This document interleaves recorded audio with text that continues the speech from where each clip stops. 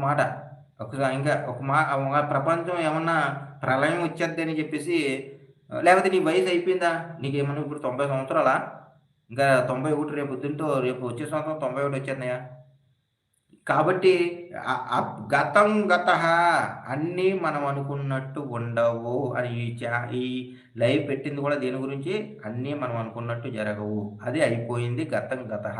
నువ్వు ఆ బైక్ కొనాలంటే నీకు చిటికెలో పని. నువ్విది మానేసి జాగ్రత్తగా పని చేసుకుంటే చిటికెలో పని. అవునా? అయిపోయిన దాని గురించయితే. నువ్వు కష్టపడి పని చేసుకుంటే ఎంత తమ్ముడు నీ వయసెంతో నాకు తెలుసు నువ్వు బైకు ఇయ్యి అని అన్నావంటే ఆ వ్యామోహంలో ఉన్నావంటే నాకు తెలిసి నీ 30 లోపే ఉంటాయి. 30 లోపే ఉంటాయి. దగ్గర దగ్గర నాకు తెలిసుంటే 23, 25, 26 ఈ టైప్‌లో ఉంటాయనుకుంటున్నాను నేను. కన్ఫర్మ్‌గా నా గెస్ అవుతే గనక. అవునా? కాబట్టి నువ్వు ఎంత తమ్ముడు నీకెంత జీవితం ఉంది తమ్ముడు? బైక్ ఎంత తమ్ముడు? కారు కొనుక్కునే అంత రేంజ్ ఉంది నీకు.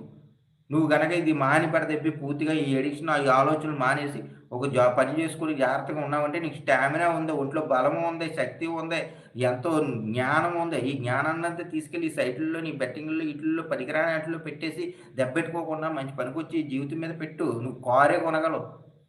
కారు కొనేంత లైఫు అంత